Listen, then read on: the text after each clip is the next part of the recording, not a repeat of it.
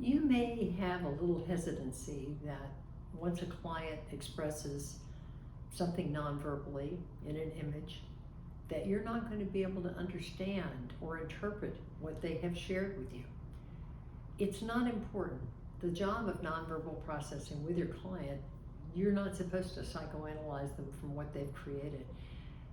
This is a chance of sharing, just like we don't know everything when a client is talking to us in a session, and we have to listen. We're trying to put the pieces together.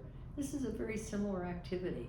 Something has been shared, an image, a creation, and we all are very curious about it.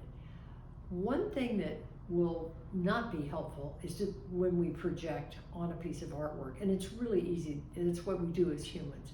So it's not real helpful to say, oh, that looks like a sunset to me, because from the client's standpoint, it may be a ball of fire, it may be a volcano. So as best you can, try and get the client to tell you about what they've created, and you ask open-ended, non-judgmental comments.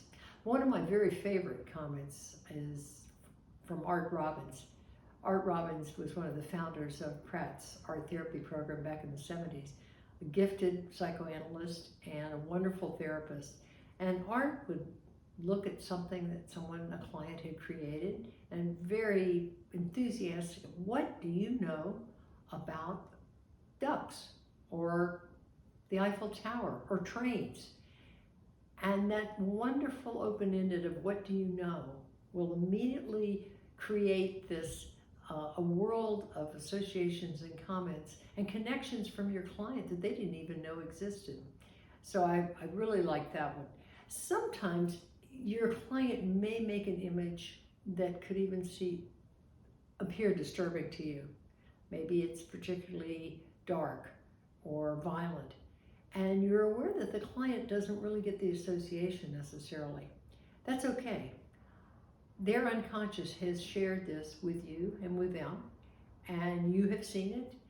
You may do a little pushing, just like you would do in a talk therapy session with material that seems a little bit, outside. And as you push, you may find out that there's a pushback and that the client isn't quite ready to go there, and that's all right.